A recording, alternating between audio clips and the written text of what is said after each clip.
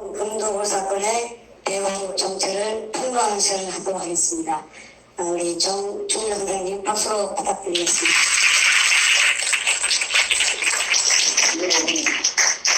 여러분, 뵙게 되어서 대단히 고맙습니다. 한국에는 언론의 자유가 있다고 하지만 제가 겪은 언론의 자유는 없었습니다. 왜냐하면 2002년 3월 1일 제가 산더미 같은 금을 찾아냈음에도 불구하고 그 언론이 제 역할을 해줬다면 이런 사건이 이때까지 길게 연장되고 또 제가 뉴저지까지 와서 여러분 앞에서 이런 연설을 할 필요도 없습니다. 아마 어디서 죽었는지 살았는지 잘 먹고 잘 살기는 아마 했을 겁니다. 그런데 하늘에서 저한테 그런 큰 재물을 주는 것이 아마 망설여진 것 같아요. 그래서 강도를 갖다가 저한테 보내가지고 저를 훈련을 시키는 겁니다. 제가 그동안에 엉망진창으로 살면서 술도 많이 먹고 그냥 내 마음대로 살아놓으니까 그 잔물을 좀 빼라. 왜 그러냐면 연금을 만들려면은 단련을 시키지 않습니까? 또 불에다가 달가다가 또 물에 식하다가 망치로 두드러 팼다가 그 연장선이라고 생각하기 때문에 제가 지금 여러분 앞에 이렇게 건강하게 서서 여러분들을 뵙게 되는 것 같습니다.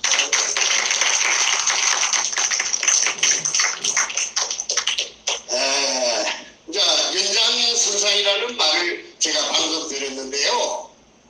이 배후에 이 세상에 그 대통령이 그 배후에 있는 줄은 제가 어떻게 알았겠습니까? 저는 그야말로 평범하게 살고 싶은 사람이었고 부자가 되고 싶다는 생각을 해본 적도 없고 남의 재물을 탐내본 적도 없고 그 다음에 건강하고 내 일남일녀가 있는데 건강하고 아무 탈 없이 평범하게 그냥 사는 줄 알았죠.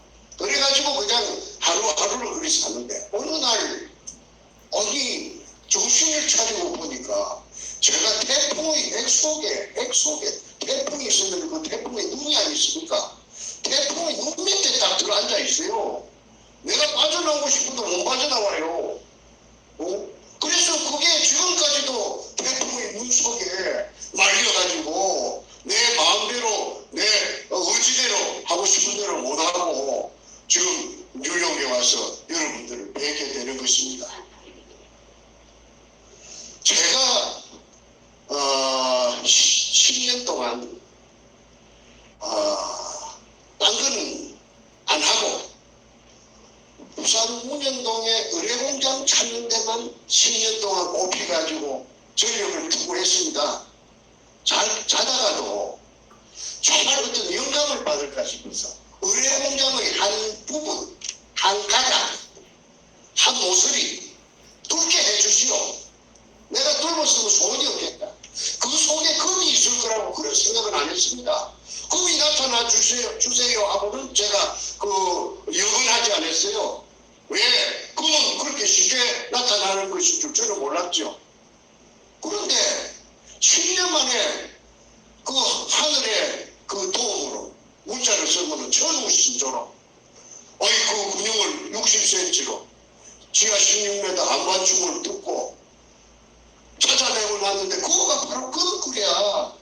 금이 일본 놈들이 중국을 약탈해 갖고 와갖고 저 마자리 포대 속에 은행을 전부 털어와. 은행에 그리 금이 많았답니다. 중국은 당근거리 늘고 그 다음에 이 폐활근 종이 지정이 막 군불이 난립을 하면서 마비가 됩니다. 어떤 지방에는 그게 통용이 되는데 어떤 지방에는 안 되니까 경제적인 마비가 오니까 청나라 말기에 원세계란 이 원세계가 급하게 만든 것이 금편. 중국 사람들 말에 의하면 은자, 금자입니다.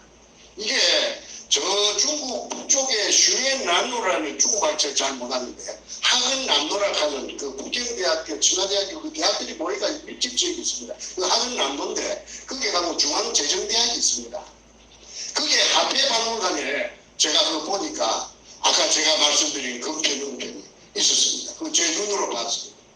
그래서 제가 의뢰공장을 이제 찾아가지고 그 한 가닥을 들고가지고 그 속에 내려가서 돌아다니 보면은 굉장히 어려울 것이니까 그러면은 금이 있을 수도 있고 없을 수도 있고 그렇게 생각했지 금이 꼭 있을 것이라고는 제가 생각 안 했는데 해필이면은 떫은 군형이 금꿀을 떫었다는 것입니다.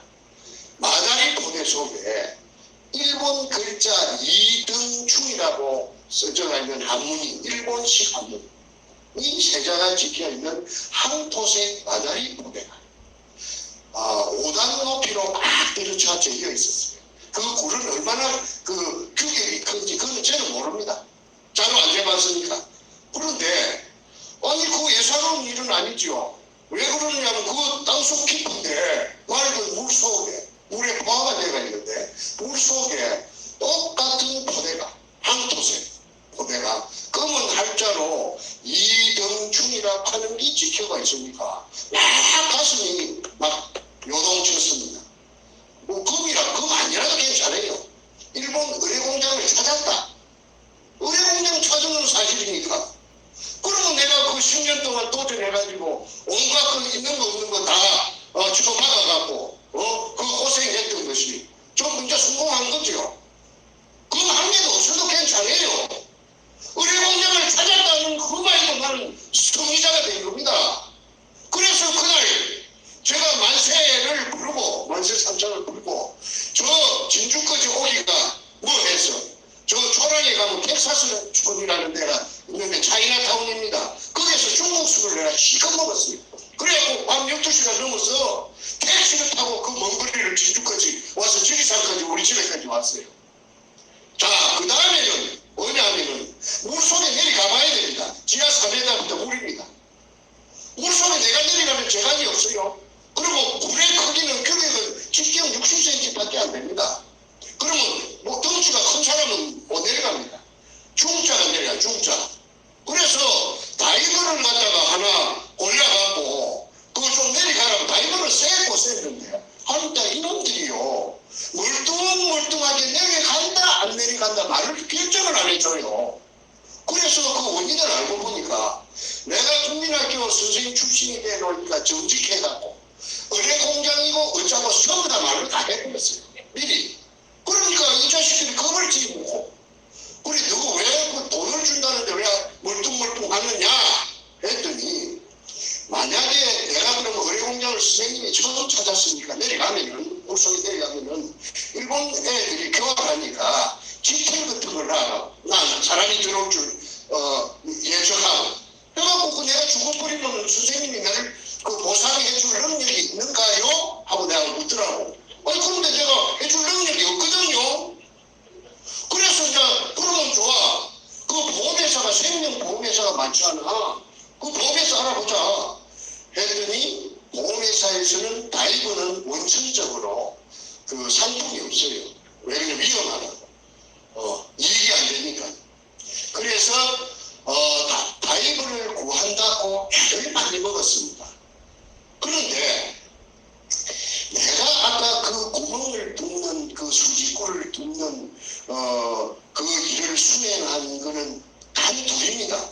매를 따라다니면서 온갖 심부름을 하던 김성태라는 50년생 그 삼척원홍이 경남 삼척원홍이 한 놈이 있던데 이놈이 그 엉큼하다 하는 걸 내가 알죠. 저 곰처럼 무슨 짓을 그 저지를 수가 있는 자락하는 걸 내가 알아요. 왜? 사람을 상대해보면은 그 사람의 그 자주 만나보면 그거 다 나옵니다. 그런데 나로서는 그 아이를 갖다가 폐인시킬 수 있는 그런 여건이 못 됩니다. 선택권이 없어요. 왜? 운명적으로 그렇게 되어 있습니다.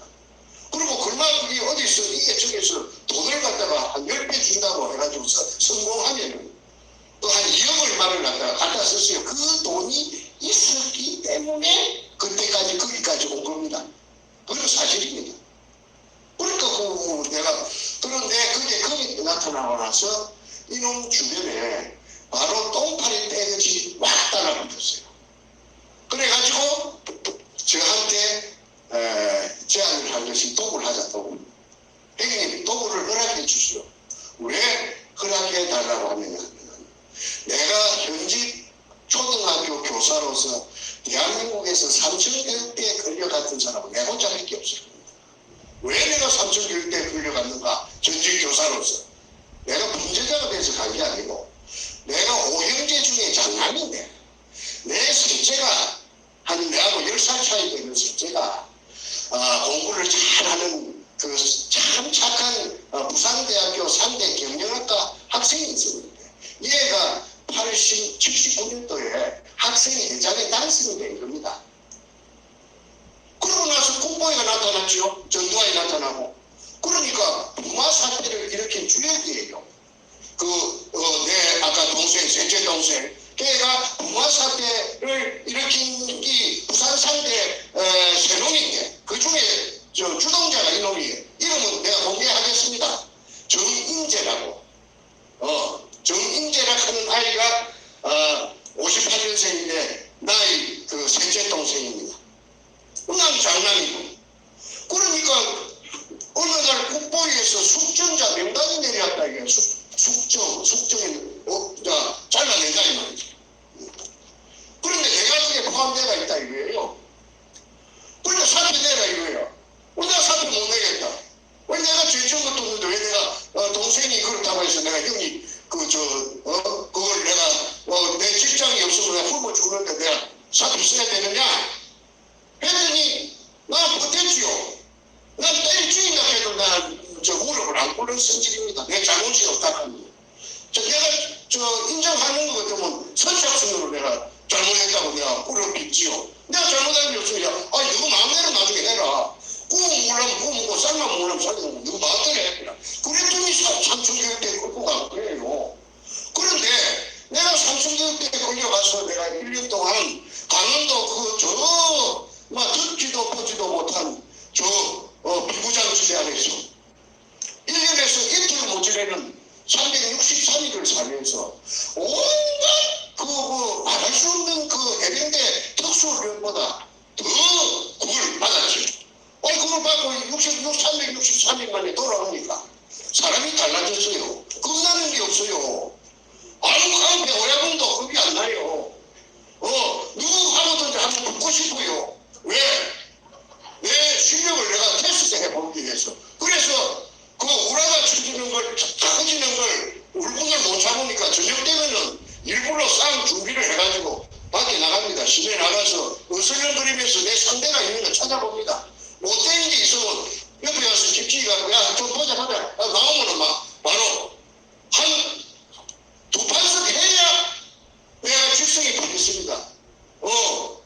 그래가지고 살던 시절에 어느 날 기회가 찾아오더라고요.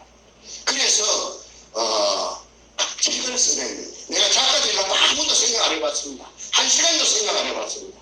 그런데 운명적으로 책을 쓰냈는데 그 책이 베스트셀러 1위가 되어가고 그냥 온 대한민국의 도배가 될 겁니다. 작업을 하니까. 그때는 전두환 시절입니다. 전두환으로 봐서는 무슨 말하자면은 밤송이 찔리지요. 밤송이를 겨드랑이 밑에 꼽아놓은 그런 격이 되어버렸죠. 그래서 일약 유명 인사가 된 겁니다. 정충재를 가면 어이구 정충재 그 작가네 일이 된 겁니다.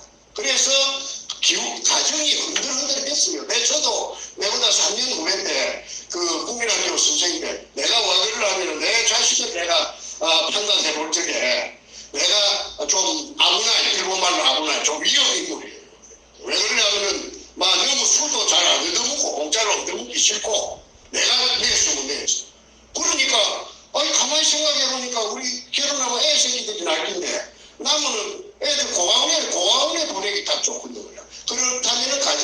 시키려면은 부부 교사를 해야 되겠다. 마누라가 선생이, 그래서 선생이 가장 그 남녀 차별이 없으니까, 그리고 신분이 보장되니까. 그래서 내가 그런 계산하에서 우선에 좋은 혼처가 뭐 들어있었지만은 전부 다 꽃에 쳐버리고 우리 마누라를 택한 것이 지금도 그때 선택을 잘 했다고 지금도 한 번도 내가 후회 안 해봤습니다. 그래갖고 그게 있기 때문에 무모한 부산 보물찾는 일에 뛰긴 거지요. 아니 그 전부 나를 또라이라 하고 보물 찾는다고 게 또라이. 그만 그 사람의 자체가 누구든지 말든지 그런 생각 안 하고 야 그 새끼 정신병자 있는가 봐 또라이네. 그렇든지 말든지 나는 내가 스스로 판단하고 스스로 행동해 온 사람인데 내가 생각할 때 틀림없이 의료공장이 있는 거라. 박정희 대통령 이발사가 그거 하는 게 맞는 거라. 그런데 박정희 대통령 이발사한테 내가 돈을 갖다가 바쳤습니다. 그 산업이라고 하면 그 당시에 큰 돈입니다. 그것도 빚을 내갖고. 내가 책을 써갖고 지리산에 별장이 하나 있었는데 그걸 담보를 해가지고 그래가지고 했는데 이 사람은 무식했어. 이 사람은 내가 주문한 게 돈을 떼면 주문을 할 거 아닙니까? 옵션을 걸었는데 내려가보니까 나를 쏘겠더라고. 내가 동쪽으로 가라고 그랬는데 동쪽으로 안 가고 북쪽으로 갔어. 그러면 그거 안 나타나는 거거든. 그래서 내가 그 사람하고 결별을 하고 내가 산업은 다 녹아버리고 없으니까 그러니까 포기하고 내가 독자적으로 그렇게 내가 이제 직접 나선 거지요. 그래서 횟수로 총 10년 만에 그 천신만고 때 하나 뚫고 가고 찾았는데 바로 금이 나타나 버립니다. 좀 허탈하기도 허탈하는데 어쨌든 내가 그 금을 가지고 내가 어마어마한 부자는 되는 거는 그건 불공하지 뭐. 그런데 국가에도 얼마나 그 이득이 되겠느냐. 왜? 세금을 주니까. 내가 자부하는 것이 이제 이게 마무리가 되면은 대한민국의 5천만 인구 중에서 국가에 제일 애국하는 사람이 정충재가 되는 거 아닌가? 정충재가 세금 제일 많이 냈으니까 정충재가 제일 애국하는 사람이죠. 그런데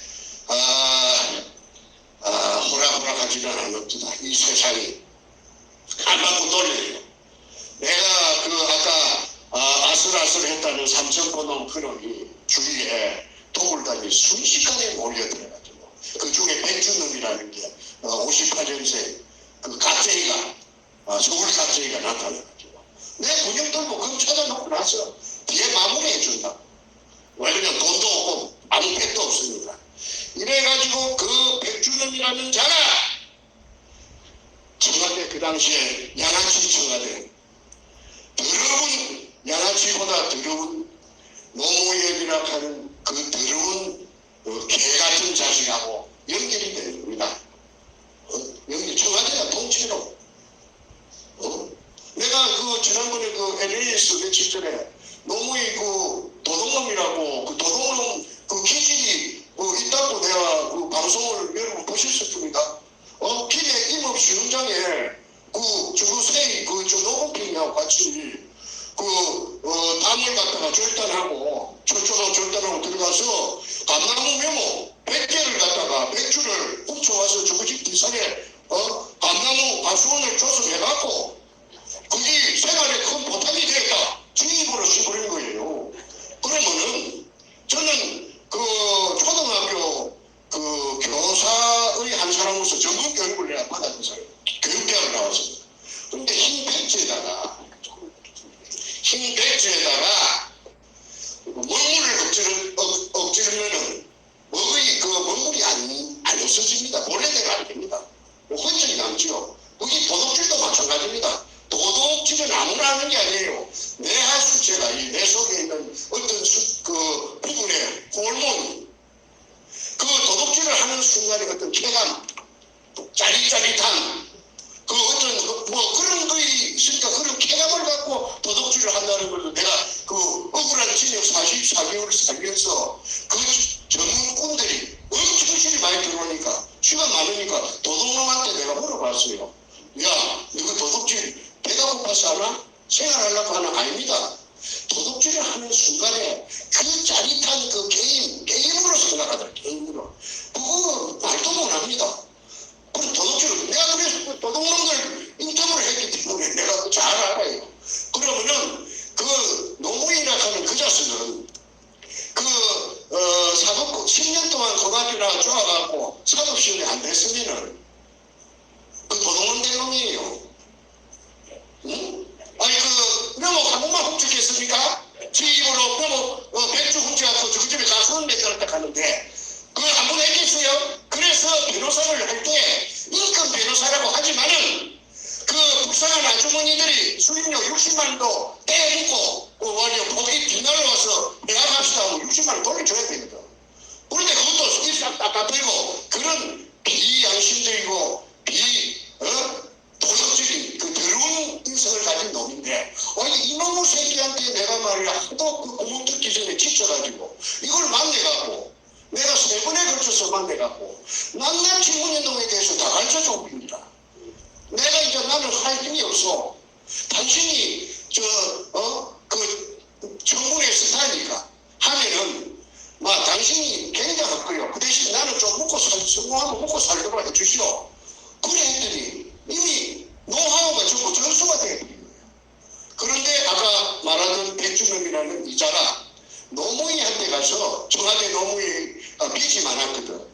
장수천이라 하는 그 물공장을 차린다고 빚. 그 다음에 그 이자가 불어갖고 노무현 빚이 한 50억 되었답니다. 그 같은 정치인이 내한테 이야기를 해줍니다. 빚이라고 하는 거는 자다가도 새끼를 치고 밥 먹을 때도 새끼 치고 24시간 새끼 치는 게 빚입니다. 우리 이자가 감당을 못해서 대통령 출마하기 전에 야 오늘 저녁에 자다가도 내라시는 안 일어나면 좋겠다. 죽었으면 좋겠다 그 말이지. 그렇게 빚에 흔들겠답니다. 그런데 정충재가 쥐가 익히 알고 있는 정충재가 운현동에서 검을 찾았다고 백준범이가 그렇게 졸개가 놀았고 내가 지금 추정하고 있느냐 하면 신낙균이라는 여자가 있어요. 민주당 최고위원을 했어요. 좀 있으면 신낙균이 신필규의 자매가 나오는데 이 여자가 백준범이하고 특별한 관계라 하는 것을 제가 알게 된 것은 나중에 이 도굴두목이 가진 서류를 내부 문건 서류를 2차례에 걸쳐서 한 가방에 2가방을 내가 빼냈습니다. 도둑질 담을 넘어가서 서류를 훔쳐온 게 아니고 작전을 짜가지고 제3자 투자자를 바지실을 보내갖고 거기 작전을 짠 것이 2번 다 성공을 해갖고 2차례 일기장까지 제 404쪽짜리 A4 용지 일기장까지 제가 갖고 있습니다. 지금 여기 뉴욕에 갖고 뉴저지 갖고 왔습니다. 일기장에 그거 보면은 정치인들 망나게 갖고 있습니다. 저거 패드 도와준 사람 그 다음에 저거하고 연결돼. 그 중에 제일 가까운 게 아까 낙균이라고 하는 그 경기도 남양주에 그 국회의원하고 여자 장관도 매집하고 하는 그 여자가 그 뒤를 봐준다는 걸 내가 알게 되었지요. 그래서 나중에는 그 여자가 민주당 최고위원까지 합니다. 자, 어쨌든, 서론을 마무리 짓겠습니다. 2002년 3월 1일 날, 부산시 남구 문현동 1219-1번지에 우리 할아버지 땅도 아니고 우리 아버지 땅도 아닌데 그 땅 5평을 빌려가지고 토지 주인한테 그래서 운영할 돈이 없어서 그것도 애상으로 보물이 나오면은 50억 주겠다.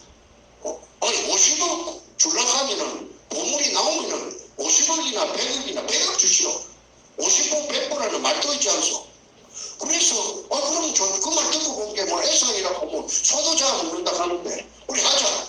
그래가지고 100억을 갖고 계약을 한 계약서도 갖고 있습니다. 그 업자가 수산중공업 전의 회장 박주탁이라는 서울 상대 나온 놈인데 고등학교는 경남고등학교 나왔습니다. 부산에 나의 창선 초등인데 이놈이 수산 송파구 광동에 수산 중공을 채워가지고 어마어마하게 돈을 잘 벌이다가 재벌 되려고 욕심 부리다가 쫄딱 망해갖고 6천억 부도가 났어요. 아시다시피 한국에 6천억 부도가 났다면은 그거는 인생 종신급입니다. 무엇을 해갖고 살아날 겁니까?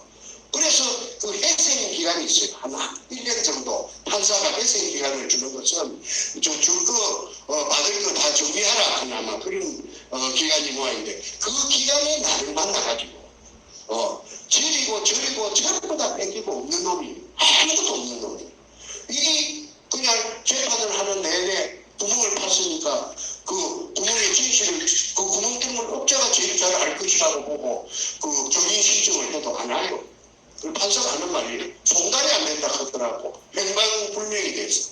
이제 중국으로 도망을 간 거예요. 중국에 왜 도망갔느냐 하면 인터폴이 그 형사 공조 체제가 중국하고 그 당시 안 됐습니다. 그래서 중국에 다 도망가기라고 다 반가워갖고 있다가 중국 말을 빼앗가지고 저 학원에 다니면서 오랫동안 준비를 했죠. 그래갖고 중국에 도망을 가갖고 절강서, 가흥시, 운해로 개발국 운해로 222호 그게 수산기계 유아공사 최진한 거예요. 그거 내가 저 시사 저널에 내가 저 대문짝만하게 사진이하고 제목에 뭐라고 했느냐면 일본군의 검토를 해 중국의 공장 지역 제기의 발판 마련하려 수산중공업 전 회장 박주타 사진까지 대문짝만하게 그래도 소용이 없어요. 왜? 한국에 한분 1심, 2심, 3심이 끝나가지고 징역까지 살고 나놓으니까 이거 기자놈들이 다 오염돼 놓으니까 이게 관심 가지는 놈이 없어요. 그래도 어찌어찌 해가지고 시사전널에 2번 났습니다. 2번 난 대문짝만큼 난 기사를 제가 다 그게 기자들이 제 말 듣고 기사 안 내줍니다. 쌍방에 전부 다 이쪽 저쪽 다 찔러보고 자기가 옳다고 생각을 했는데 그런데 나중에 2번 내준 그 기사도 나중에 그만 오염돼 버리더라고요. 어쨌든 한국이 아까 일선 교수님이 일부에서 말한 것처럼 한국이 분전 등할 위기에 봉착해 있습니다. 나라가 망할 지경에 있습니다. 그거 왜 망하게 됐느냐? 그걸 거슬러 올라가 보면 영어로 이 박근혜 대통령의 탄핵이 있고 그 박근혜 탄핵 이전에 문현동에 검도를 사건이었습니다. 그것부터 시작됩니다. 그래서 어마어마한 범죄를 저질렀고 그 다음에 고봉이 부하가 오야무 노무현을 살해를 했다고 내가 서울에서 저 태평TV에서 얼마나 그렇게 꾸함을 지르라고 저 세상에 공개를 했습니다. 그러면은 그외에 그 문재인이라는 그 인간은 상발 따라지는 그거는 살인범입니다. 살인범. 그런데도 살인범 아닌 걸 살인범이라고 하고 금토동놈 아닌 걸 금토동놈이라 했다고 하면 내가 나만 나겠습니까? 내가 한국을 빠져나올 수가 있었겠습니까? 내가 구실도 모르고 내가 작살 나버렸지요. 그런데 김일성 교수께서 젊은 분이 미국 교포가 돼서 그랬는지 간이 개밖에 나왔는지 어쨌든 정충제하고 매치가 돼갖고 이게 지난 6월 1일자로 바로 직격탄을 돌직구를 쏴 제치도 반응이 없어요. 맞다 틀리다 반응이 없어요. 그런데 대한민국에는요 이 유튜브가 한 10몇 번 나가면 알만한 사람 다 압니다. 다 압니다. 그 맞네. 우리도 금도로 그거는 인간을 인정하겠다. 가짜 뉴스라고 문재인이가 시부리고 다니는데 그 전부 그런 새끼 찌질놈이네. 그래서 지금 이게 문현동에 이게 저 금도구리 실상이 이제 점점 눈앞에 부각이 되고 있습니다. 그런데 저놈이 얼마나 능청스러운 놈인지 뭐라 하느냐 하면은 한 가지만 내가 소개할게요. 대학생들하고 무슨 밤에 대학에 자는 밤에 저것이 마이크 들고 뭐라 하느냐 하면 여러분 양산 제가 사는 집에 금이 200톤이 묻혀 있다고 그런 뉴스가 돌아다닙니다. 여러분, 금 200톤이 있으면 참 좋겠죠? 그걸 가지고 젊은이들 일자리를 만들어주면 얼마나 좋겠어요. 아니 그러니까 돈 들고 코베어 간다는 그 말이 아니겠습니까? 그러니 코베어 가는 놈보다 더 값쟁이에요. 무서운 놈이에요. 그런 새끼 문안 찾아보세요. 옆에서 살아보면은 개구리 놈같이 좀 티 나왔어요. 전형적인 그 도둑놈상이에요. 그래서 이 문현동에 금도굴이 정체가 전부 다 낱낱이 공개가 돼서 나타나면은 저거는 한반도가 생기고 난 이래의 가장 큰 도둑놈이 됩니다. 노무현이 물론이고 문재인이 물론이고. 그래서 이 한국이 지금 엉망진창이 빨간물이 지금 엉망진창으로 지금 돼갖고 막 범벅이 돼가 있는데 이걸 정화를 하려면은 미주 나가시라 합니까 뭡니까? 군대에서 금요일마다 청소하는 거 대우반에 물청소. 물청소 안 하고는 안 됩니다. 물청소를 하는 데 있어서 어떻게 해야 되느냐? 이번 기회에 싹 정리해야 됩니다. 대청소를 해서. 그래서 그런 의미에서 지금부터 제가 이 노무현이 문재인이가 노무현이가 제일 대장이고 도굴단에 이 배경으로 그 다음에 문재인이 행동대장인데 그 뒤에 행동체들이 있을 거예요. 행동체 왔다리 갔다리 하면서 그 음으로 양으로 근동을 혼자서 하는 게 아니까네. 그 명단을 제가 발표를 하겠습니다. 이거는 제가 상상해갖고 하는 게 아니고 시비 걸라고 하는 게 아니고 내가 나이가 70이 넘었는데 내가 뭐라 시비 걸깁니까? 시비가 걸려와도 내가 피해야죠. 그런데 이거는 내가 이 자력으로 전부 다 알아낸 것이니까 공개적으로 내가 뉴저지에서 내가 발표하겠습니다. 그런데 왜 이걸 발표하느냐면 진검승부입니다. 내가 안 죽으면 누가 죽는다. 근데 누구는 6월 1일부터 죽은 거지. 14 차례 태평 기구에 나가도 지금 잭소리도 없지 않느냐. 그거는 맞다 틀리다 말 못합니다. 누구나 저것도 끔찍하니까. 그런데 국민들만 많이 알리는 저 금도둑놈 하고 야합한 그 노무현이 문재인을 가만 안 놔줍니다. 그게 어찌 대통령입니까? 도둑놈이지. 자, 그래서 지금부터 제가 발표할 테니까 판단은 여러 시청자 여러분께서 해주시기를 바라겠습니다. 조동철이라는 사람이 있습니다. 1번입니다. 60년생이랍니다. 60년생. 서울시청에 마케팅과에 있다가 한 5, 6년 전에는 자전거 담당관실로 공부하고 있다 하는 거지. 제가 점검하고 내가 한 번은 찾아가서 만났어요. 매년에서 정충재라고 하니까 뭐 정기에 감전되는 거지 딱 붙어이래. 그래서 그러지 말고 네 공무원 아이가 네 전부 다 양심선을 하고 내가 그 도굴단한테 받은 것보다 더블로 보장해 줄 테니까 내한테 오는 게 어떻느냐 하니까 내 정체를 알고 피 웃으면서 웃는다 하는 의미는 네가 무슨 그런 능력이 있어. 어떻게 우리 도굴단을 네가 가니 그러면서 그냥 픽 돌아서서 그런 거 딴 데 가서 알아보세요 하고 가버리더라고. 키가 조그만해요. 동글동글 생겼어요. 그런데 지금은 어디 사느냐 하니까 알아보니까 옛날에 독서 경마장 있는데 성수도 그게 무슨 굉장히 비싼 아파트가 있답니다. 고급 아파트가. 근데 이름을 내가 잊어버렸는데 그 아파트에서 이 공무원 하지 않고 뭐 회장님으로 군림한다는 사실을 알았습니다. 근데 이자가 안경 안 쓰면 안 보입니다.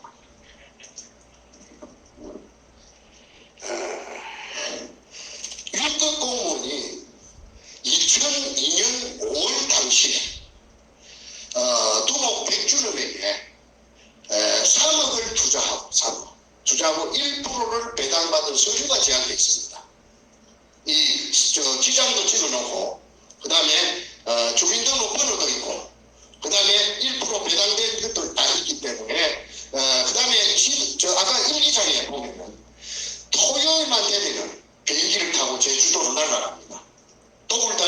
부산문인동에서 금도구를 2002년 연말에 끝내고 다음 해 5월부터서 제주도로 무대를 옮겨가고 일본 굴을 찾는 작업에 또 돌입합니다. 호화판이지요. 뭐 비싼 다금바리 회를 그 한 마리에 100만 원도 들어간다는 것을 또 찐빵 먹듯이 셰프제치입니다. 그 다음에 그 비싼 한우 갈비를 바베큐를 해가지고 화판으로 막 합니다. 그게 일기장에 골드 고팡이라는 말이야. 골드 고팡. 골드는 알겠는데 고팡이 무슨 말인지 몰라가고 참 많이 내가 헤맸는데 알고 보니까는 제주도 방언으로 고팡이 창고랍니다. 창고를 고팡이라. 그리고 고팡이 여러 군데 등장하는데 그 고팡의 금창고의 위치가 제주도 북제주군 애월읍 광명리 바닷가입니다. 바닷가에 그 금을 탐내하고 170도짜리가 싣고 가서 그걸 개인 양식장이나 바다라도 그 답이 없어도 아무나 못 들어갑니다. 거기다가 그 우선에 쑥가 놓고 그걸 순찰로 돕니다. 그래서 그 굴을 찾으면은 그 굴 속에 일본놈 굴 속에 갖다가 쟁여놓고 처음부터서 그 굴 속에 양이 많으니까 그 굴 속에 있었던 것처럼 기자들을 불러가지고 그 쇼를 하려고 그게 일기장에 다 나타나고 있습니다. 그래서 그때 그때는 아마 청와대하고 접목되기 전인 것 같아요. 그 이후에 아마 접목된 것 같습니다. 그런 내막이 있는 서류가 저한테 팔찌당했다는 걸 알고, 그 다음에 두 번째, 비호 세력입니다.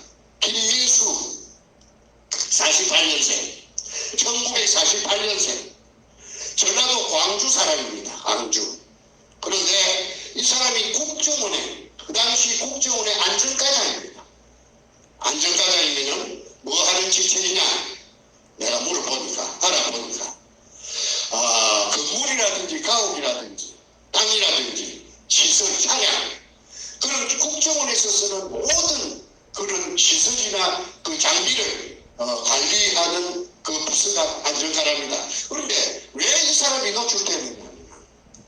저 강남 구청 근처에 가까운 곳에 해피님은 제목도 터널이라 하는 고급 룸사롱이 있는데 그 룸사롱에 김민수하고 자기 부하 둘이하고 이렇게 세 사람 국정원에 직원 세 사람하고 백주름이하고 사흘들이 만나서 술로 먹는데 거기에서 대화 내용이 전부 금에 대해서 처음부터 끝까지 금에 대해서 이야기를 하고 백주름이 말은 이 백주름이가 한 번은 오동나무 상자에다가 도자기를 2점, 3점씩 한 사람한테 주더라 이렇게 한 점씩 구웠어. 그런데 그 도자기가 청나라 도자기다 이거지. 청나라. 그래서 알아보니까 의사동에 가서 알아보니까 청나라 도자기가 보물 중에 제일 보물이랍니다. 한 점에 최하 몇십억 줘야 산답니다. 그러면 그 몇십억짜리 그 청나라 도자기가 어째서 백주름이 한테 있었던가? 어디서 났는가? 저 중국 가서 사다 왔는가? 그거는 여러분들이 판단하십니다. 그래서 그거는 누구한테 들었느냐 하면은 술집 주인 터널 사장 한진숙이라는 미모 여자가 있었어요. 그 여자한테 제가 직접 들었습니다. 그리고 이 내용이 그 여자하고 전화하는 내용을 녹취한 녹취록이 저한테 있습니다. 그래서 이 입증이 됩니다. 그래서 김민수라는 자가 두목 백주름이를 국정원에 운영하는 안가에 보호해줬다. 지가 그래 보호해준다고 지가 자랑하더랍니다. 저 술집에서 그래 하면서 이 뒤에 허리춤 뒤에 이게 무슨 전화기 같은 걸 차고 있는데 이게 뭐냐 하니까 위치 추적기랍니다. 위치 추적기. 와 그러면 내한테 한번 혼이 나거든. 내한테 뒤집으로 두드려 맞은 적이 있거든. 죽이려고 내가 그냥 뭐 이런 말은 저 시청자들이 많은데 내가 솔직히 이야기합니다. 그만 전기톱이 있으면은 그만 잘라버리면 싶어요.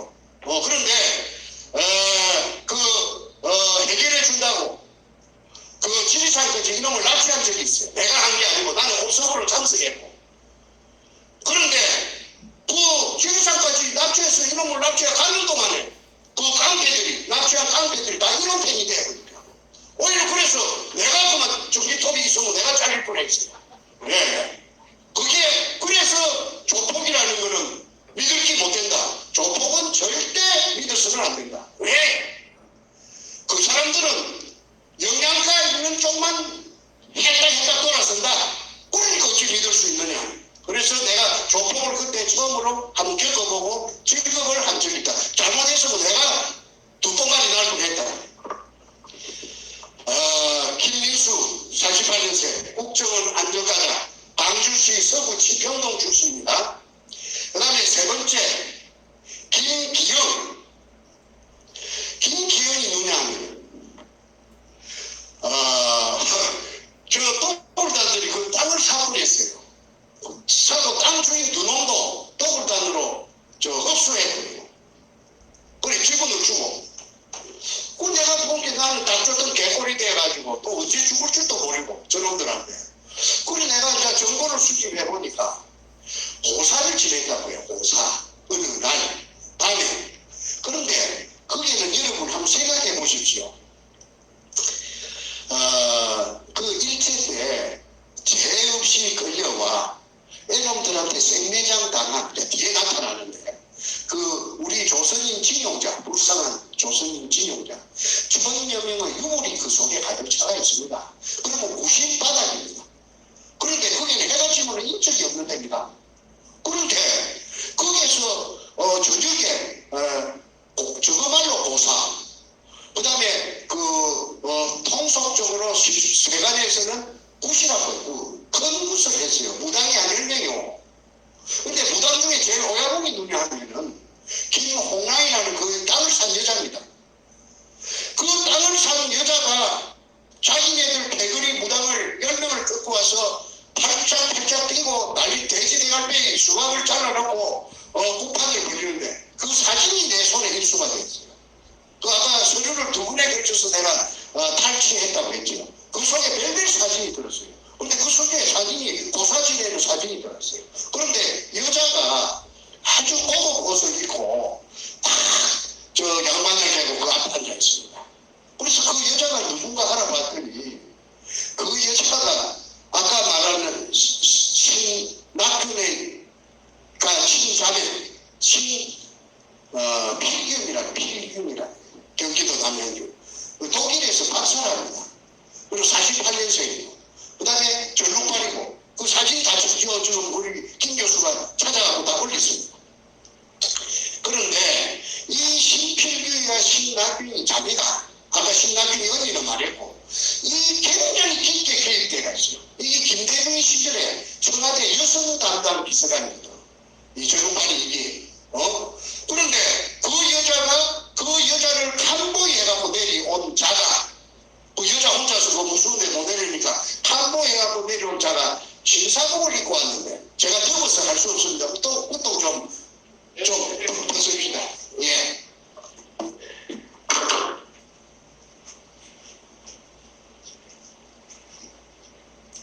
해주세요.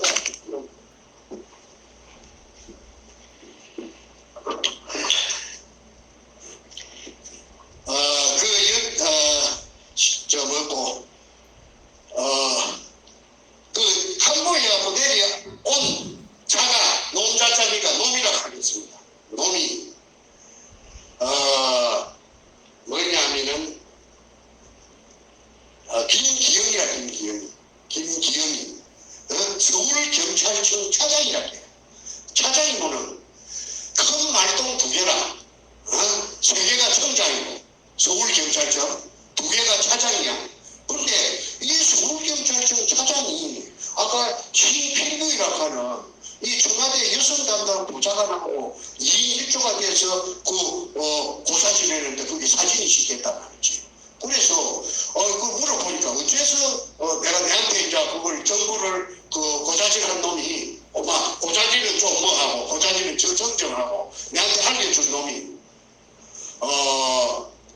이 토목 백주름이가 다 돌아다니면서 저거는 청와대 여성 담당 비서관 신필규이고 저 남자는 서울경찰청 현직 차장이다. 꼭 막 떠벌리더라 이거야. 그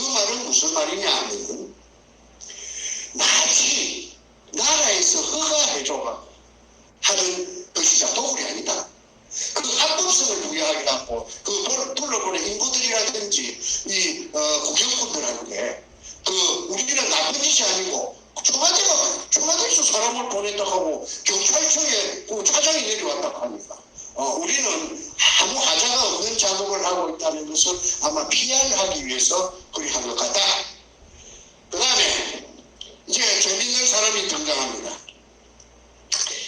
이상읍이라는 자가 등장을 해요. 이상읍이. 이상읍이 내 누군고 몰라갖고 한참 헤맸는데 누가 알아봐 주느냐 하면은 문재인의 절친. 문재인이가 경남고등학교 나오고 경희대학을 나와요. 그 다음에 경남고등학교 땡길 때부터 절친이고 성균관대학을 나와갖고 연합통신에 기자로 들어간 조양일이라는 자가 있는데 이 조양일이가 이 문현동 금속을 사건을 해결해 준다고 한 2년 정도 돈도 많이 쓰고 그 다음에 내가 돈이 없으니까 돈도 많이 쓰고 사람이 만나면 돈 쓰는 거 아닙니까? 술 먹어야지, 커피 먹어야지, 밥 먹어야지. 그런데 이 작전도 아까 서류가 내 손에 통째로 큰 여행용 그 바퀴 달린 가방에 한 것을 내한테 오게 된 그 작전을 얘가 했어요. 얘가 아까 방금 말하는 조양입니다. 근데 조양일이 정도 되면 연합통신의 지방국장이라고 하는 거예요. 전국 지방에 자기 기자들이 달려가 있습니다. 그 오야분이다 이 말이지. 지방국장이면 세요. 그러니까 무슨 정보 같은 걸 하나 알라하면은 보통 사람들이 알아내는 게 불가능하면은 야는 전화만 들으면 다 알아내요. 이 아까 조양일이라는 자 문재인이 절친이에요. 그런데 내가 그 100분의 힘을 이 조양일한테 주기로 공정을 해주고 그 속에는 문재인이 목도 5%가 있었어요. 문재인이 목도 있다고 하더니 그때는 내가 청와대가 그렇게 깊이 개입된 줄 모르고 그런데 그래서 한 2년 정도 이 조양일이가 동분서주하고 서 있었습니다. 조양일이의 그 별명은 뭐냐 하면은 연탄입니다. 연탄. 왜? 본래 태생이 피부가 껌닦고 기자들 사이에서 부리는 게 연탄으로 불렀고 저거 친가는 경남 하동이고 저거 애가는 경남남이라고 합니다. 그 다음에 연합통신에서 그 두산 나온 국어사전 통째로 내가 글쓰는 작가니까 내가 사전이 어쩌고 저쩌고 하니까 통째로 저 회사글한테 갖다 준 적도 있어요. 그리고 조양일이 하고 문재인이하고 동기인데 그 옆에 저 동기들 이름도 내가 한 100개 알아갖고 수첩에다가 해놨어요. 왜 그러려면 입증하려면 청문회가 열리면은 내가 입증해야 되지. 그래 그런 말 한 적이 없어갖고 하더라 닭발 오리발 해도 내가 딴 이야기를 해갖고 입증을 해줘야 되기 때문에. 그런데 나중에 조양일 이야기는 나중에 또 나옵니다. 그래서 이상읍이라는 자를 조양일이가 대체 알아냈어요. 누구냐 하니까 국정원의 2차장이라. 국정원의 2차장이면 국내 담당이라. 제일 1차장, 2차장, 3차장, 북한 담당, 국제 담당, 보다 국내 담당 이게 노른자락 하대, 제일 세작 하대. 그러면은 이상읍이 국정원 2차장이다.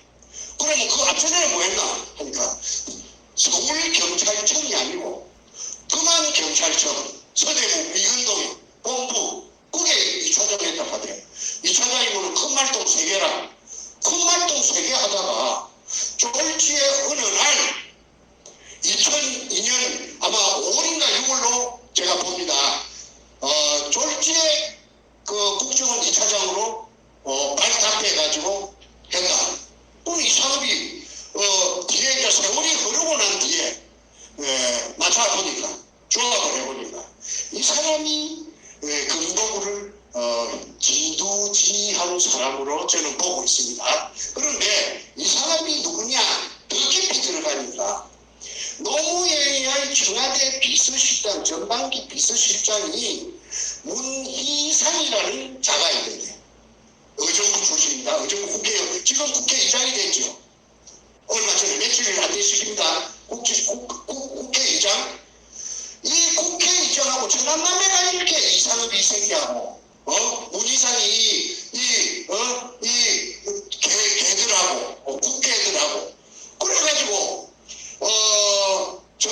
문상희의 여동생이 이상업이 같이다 이 말입니다. 이상업이는 48년생이고, 문이상인가 이 새끼는 그보다 한두 살 위에. 그런데 이거는 뭐 할 말이 아닌데 내가 더 이해가 편리하도록 한 말씀 할게요. 이 이상업이라는 경찰 고위 나으리께서 도둑물건 문현동의 금도둑 장물을 세금도 안 준 장물을 발견자는 감옥으로 보내놓고 감옥에 처박아 놓고 그걸 막 뽑아내가지고 어디 숨고 어디 죽고 진주치기 했다. 홍콩으로 200돈씩 와서 팔아갖고 돈 만들고 그런데 이 이상업이의 큰딸이 미스 코리아 진이라 미국에서 대학을 다녔다 그래. 인물이 절세 가인이라 그래. 이한이 저거 애비 도둑놈인 애비가 이상업이라 그러면 말 다 했지 뭐. 그런데 사실이니까 나는 해명하라 이거야. 자금 얻든지. 그 다음에 한명숙이라는 여자가 있어요. 국무총리했죠. 이 여자의 남편이 성공회 대학교 교수를 하다가 감옥살이 사상범으로 수십이 오래 살았어요.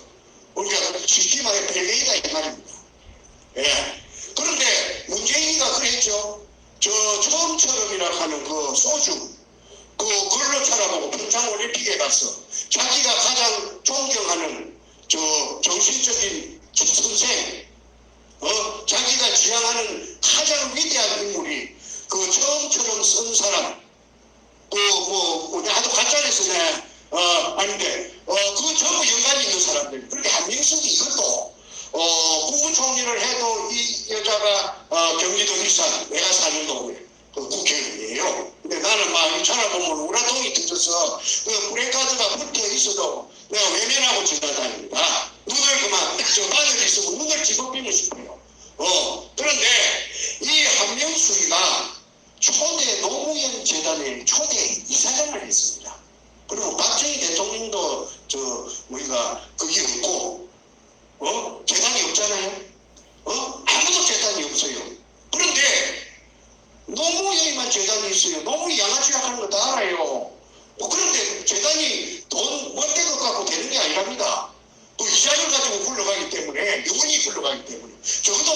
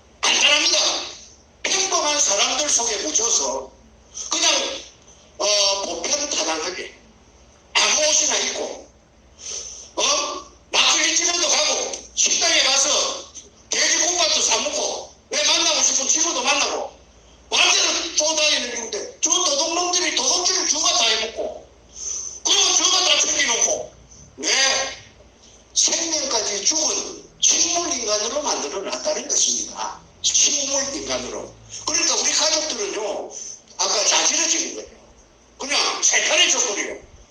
즐겁게 가족 회식을 식사를 하다가도 문현동 말이 나오면은 전부 다 좀 냉동인간처럼 굳어버려요. 동작 그만해가 굳어버려요. 그리고 우리 아이는 무시마가 45인데 그냥 그때부터 색깔이 얼굴 색깔이 이상해져요. 야 이거 16년 동안 이걸 겪고 내가 사는 거는 죽은 거나 사는 거나 식물인간이라고 그래서 식물인간이라고 합니까? 경제 활동을 할 수 있습니까? 그래서 내가 지금까지 그래도 지금 견디고 살 수 있는 거는 우리 집 애아이들이 돈을 잘 벌입니다. 그렇게 잘 벌리는 걸 모르겠는데 내한테 아버지 너무 그 어두뭉치 마 있어. 어두뭉 아버지 기상이 센데 기질이 센데 약을 주십니다. 아버지가 돼 있어. 하고 내한테 직접 돈을 주고는 내가 위축될 가서 내 통장에 돈을 꼽아줘요. 그러면 겨우 내가 삽니다. 내가 돈 많이 쓸 일도 없고 그래서 지금까지 살았습니다. 우리 마누라는 내한테 돈 막 이런 짜리 한 장 안 줍니다. 와 주라 그런가 싶어 불불 떨지요. 하도 앞전에 많이 뜯기 놓으니까. 자, 그 다음 진행하겠습니다. 이 상업이라는 이 점, 아까 금도굴에 대해서 핵심 브레인이다. 노무현과 이해찬, 그 다음에 한명수, 이 사람들은 찹쌀모찌 궁합으로 항상 아상육이 돼가고 일사천리로 올라왔다. 그래서 문현동 금도굴 사건이 들통이 나면은 이것들은 공동 운명체다. 국민의 이름으로 국고에 한수할 때는 한수하고 정리를 해야 된다. 그 다음에 문희재라는 자가 있습니다. 7번째 문희재.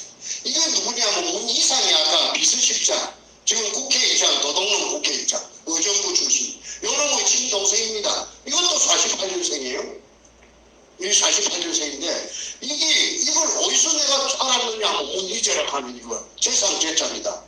내가 그 나눠 죽이라고 하니까 한국에서 어떤 국회의원을 두 분하고 그 다음에 전국의知名도를 가지고 있는 굉장한 사람이 우리 후배가 있는데 고향에 야가 이명박 시절에 한 자리 했어요.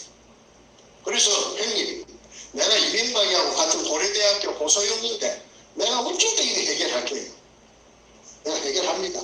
나를 믿으시오 하더니 이 전화를 하면 대통령이 직접 이명박이 갖고 있는 게 아니고 전화거리가 있는 모양이다. 그런데 자기의 정책을 만들어 하는 용건을 이야기했더니 알고 나서 전화가 차단이 돼서 전화가 안 된다고 그래요. 그러고 나서 어느 날 생략하고 시간이 많이 갑니다. 뭐라 하느냐 하면 내보고 형님 생명이 하나밖에 없는데 형님 조심하이소. 밤에 되면 될 수 있는 대로 나오지 마이소. 그 말은 니 죽는다 그 말 아니라 니 죽인다 이 말 아니라 그 길로 그 말 듣자마자 내가 폐늦게 우리 집으로 와갖고 가족한테 중국 도망간다는 말도 안 하고 옷까지 몇 개 가방 속에 이어갖고 인천으로 가가지고 인천에서 110불 주고 중국 가는 대전 가는 배를 타고 내가 도망을 갔던 적이 있습니다. 중국에서 죽으라 그런 법은 없더라고요. 말 한마디도 그 중국말 한마디도 할 줄 모르는데 중국에도 그 은인들이 나타납니다. 조선족들이 나타나서 나를 갖다가 그 이후로 16개월 동안 나를 갖다가 이렇게 스포트를 해줘가지고 내가 털끝 하나 상하지 않고 박근혜 대통령이 당선되었기 때문에 내가 귀국했습니다. 불법 체류자로 방랑을 했죠. 거기에서 아까 문희재라고 하는 이자가 대련에서 48년생이 그 당시에 한 25년 전에 대련에 왔다 하더라고. 벨볼이 없다 하더라고. 뭐 그리 부자도 아니고 두각도 없고 한데 2002년 가을 붙었어. 2003년 접어들 무렵에 붙었어. 한인 상해가 뭐냐면 상공회의소 그걸 말하는 말인데 그게 큰 감투를 쓰고 활동을 하는데 개발구에 큰 부도난 건물이 하나 나왔는데 이마트 같은 걸 하다가 어마어마하게 득지했건데 그걸 불화를 받아갖고 낙찰, 법원 경매에 나온 걸 낙찰 받아갖고 그걸 리모델링 해갖고 한국 상품 파는 백화점으로. 그래서 그 한국 조선 우리 대한민국 상인회에 그 건물로 나타난 등장했는데 이게 추미애가 또는 김한길이가 그 당시에 또는 기라성 같은 더불어 쪽에 금도불당과 더불어 쪽에 그 도둑놈들이 그 국회들이 이래 드나다닌다 하는 거는 내 비서가 중국 변호사다. 조선족 이철이라고 아주 영리하고 용감한 그 똑똑한 젊은이가 그 나를 보호해줘서 내가 오늘 미국까지 왔지만은 얘가 그 문희상이 동생 문희재 48년생 이게 2003년 여름부터서 가을부터서 돈이 왔다 가더라고. 그 돈이 온 날짜는 외환이 꼽히는 날짜를 상공국에 가면 다 외자가 들어올 같이 기가 있으니까 변호사니까 그걸 떼볼 수가 있잖아. 그래서 내가 하는 거는 글 쓰는 것밖에 없으니까 그래서 그 내용을 글로 써가지고 내가 인터넷 할 줄 모릅니다. 우리 비서 그 이철이가 조선족 이철이가 그 내가 쓴 글을 갖다가 인터넷에 올려갖고 나니까 선생님 저기 꾸리시오. 요 떠납시다. 요 중국에 사람 하나 치크 안 치는 거는 일도 아닙니다.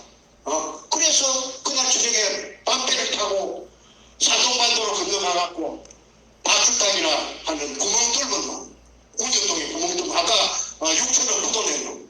이게 한국 수산기계 유한공사를 했는데 종업원이 한 1,500명 되는데 어마어마한 공장인데 그 돈이 전부 운전동에 금도굴로 그 갔다는 걸 그 동네 등기부등본을 떼보니 다 나오더라고. 그런데 아까도 말씀드렸듯이 사진하고 그 제목하고 그 공장 건물하고 등기부등본하고 전부 대문짝밖에 내놔도 그만 기자가 그만 아까 말한 박출당이 만나고 나서 한 2번 만나고 나더만 헬렐레가 돼요. 헬렐레에 대한 답은 여러분들이 다 아실 거니까 생략하겠습니다. 그 다음 이제 다 되었습니다. 김명한 이제 둘이 남았어요. 둘이 서이 남았습니다. 간단하게 할게요. 김명한 똥을 두목이 강남 술집에 그 아까 내 이야기했지 해병대 사례가 그 발렌타인 30년산만 마시는 건 아까 말한 거는 김민수고 국정원에 안전가자 이번에 말하면 해병대 사례인가 해병대 사례인가 그 사진이 다 있어요. 그런데 해병대 사례인가하고 그 독을 두목하고 뭐 당시 그것을 발렌타인 30년산을 마셨는가 한 번도 안 알고 이틀마다 알아보니까는 이 부산서 이 독을 된 금을 170톤 탐해호에 싣고 제주도 아까 애월읍 북제주 강릉리 그 해안가에 수관을 그 해안 방어를 지키는 그 군대가 있는데 그 군인들이 초병들이 해병대에 가냐 해병대가 거기서 당신들 뭐하냐 하고 보고서 대합이 저 금을 싣고 와서 수관하고 그래 합니다 하고 수가고 그 기자가 달라붙을 수가 있습니다. 해병대 사령관의 그 어떤 의무가 절대적으로 하니까 해병대 사령을 놓고 그러더라. 그런데 김명환이라고 하는 이 자를 별 3개 해병대에서는 제일 높은 게 별 4개가 없다 하네. 그래서 이 3개를 집중적으로 터널이라 하는 거기서 공략했기 때문에 그 녹취록 아까 말한 녹취록에 다 돼갑니다. 그래서 해병대 사령관도 이 검도굴에 깊숙이 관련돼가 있다. 그 다음에 어느 날 코미디언 김형곤이라는 코미디언이 있어요. 저도 그 코미디언은 타고난 코미디라고 내가 자주 봤는데 얘가 죽어버렸어요. 어디서 죽었느냐 하니까 저 자양동 건국대학에 어디 있는데 성동구 자양동 그게 고급 말하자면은 내가 안 가봤는데 사람을 보내보니까 어마어마한 고급 스파가 있답니다. 스파도 모욕도 하고 그 다음에 보디빌딩도 하고 뭐 별거 다 하는 모양인데 거기 센터가 지금 큰데 그게 김영골이가 모욕하다가 심장 심장마비로 죽어비고 나서 연예계에 그 스타가 누구 거냐 하고 막 인구의 해자된 적이 있답니다. 그 주인이 누구냐면 MBC 싱글벙글 쇼라 하는 12시 되면 하는 그 쇼에 강석, 뭐 김해 뭐 이렇게 하는 거하고 여자하고 둘이 하는데 그 강석이가 48년생인데 해병대는 이것도 해병대라. 전부 해병대 꽃이 피습니다. 요 해병대 출신 계시겠지만은 해병대 꽃이 핀 거는 사실입니다. 그래서 이 강석이가 총각이 됐답니다. 48년생인데 그럼 할배 총각이다. 그런데 별로 그 돈도 없었다 캐. 별로 코미디언을 해도 싱글벙글쇼 하는데 재산가가 이렇게. 그런데 김해모이 죽고 나서 그 좌양동의 그 소파 그 주인이 그 방숙이라고 하니까 사람들이 전부 다 해다 비비시는 겁니다. 어이구 언제 저리 돈을 버리네. 그래서 연예인들 사이에 굉장히 인구에 해자되고 화제거리가 된다. 그래서 강석이 야만 조지도 이 새끼야 너 돈 어디서 났어? 하고 자금 추정은 한국 검찰은 자금 추정하는데 또 세계에서 1등이랍니다. 대장 답은 나온다. 그래서 강석이를 말하고 그 다음에 이제 아까 말한 조양이 연합통신 지방국장 얘가 한 2년 조금 더 나를 많이 도와줬어요. 돈도 많이 썼어요. 그런데 어느 날 내한테 하는 말이 선생님 내보고 뭐라 하느냐 하면 뭐까지 해주느냐 하면 코디까지 해줬어요. 코디네이터. 어떻게 해줬느냐 하면은 무슨 호텔에서 양식을 먹는데 선생님 매너를 처음부터 배워야 됩니다. 앞으로 선생님은 굉장한 사람이 되긴데 매너가 좋아야 됩니다. 매너가 나쁘면요 그냥 사람 가치가 뚝뚝 떨어질게요. 이 옷 입는 거 옷도 항상 이렇게 걷지 말고 이렇게 걷으면 안 된다. 단추 딱 빼갖고 그다음에 힘도 탁 빼갖고 이러고 단정하고 칼질 하는 거 뭐 이런 걸 내한테 교육을 내가 받은 그 기억이 납니다. 그렇게 세팅을 내한테 내가 나는 머리가 막 우락부락하이 막 둥글둥글하이 막 우둘투둘하이 사는 사람인데 그걸 내가 처음부터 고쳐야 된다. 그래서 세팅을 잘 섬세하게 했는데 야가 어느 날 2년 반 정도 지냈을 때 내한테 하는 말이 선생님 하나 양해해 줄 게 있습니다. 무엇이 이 문인동 사건에서 저 발 빼야 되겠습니다. 아니 네가 돈을 얼마나 많이 썼는데 발을 뺀단 말이고 이게 뭔 말이고 합니다. 아니 내 친구를 내가 죽일 수가 있겠습니까? 내 친구 이거 사실입니다. 정문에 열리면 전부 대지를 할게요. 내가 이어서 말 그 소리 하면은 이거 전부 녹음이 돼야 이게 내가 또 피박을 쓰고 큰일 납니다. 그러니까 나는 책임 못 질 소리 안 합니다. 선생님 저 발 빼야 되겠죠. 아니 네가 한 게 10%고 웃자고 이거 10%가 문제입니다. 내 친구가 너무 깊이 가릴 때가 있는데 알았는데 내 친구를 내가 죽일 수 있습니까? 하면서 야야 부인들이 아이고 나를 말리다 하고 저 회사 앞에 한국일보 옛날에 저 한국일보 밑에 그 일본 대사관 골목 그 앞에 우리가 만나는 술집이 있어요. 거기에서 공문이를 패는 게 엊그제 같은데 중국에서 내가 한때 박근혜 대통령 대통령 선거할 적에 문재인 쪽에 캠프에 지휘본부장을 한다. 이 조양일이다. 그래서 조양일이라는 아이가 별명은 연탄이다. 기자들끼리. 그리고 연합통신 지방국장이었고 그 후에 지방국장 막설 놓고 나서 법무관리공단에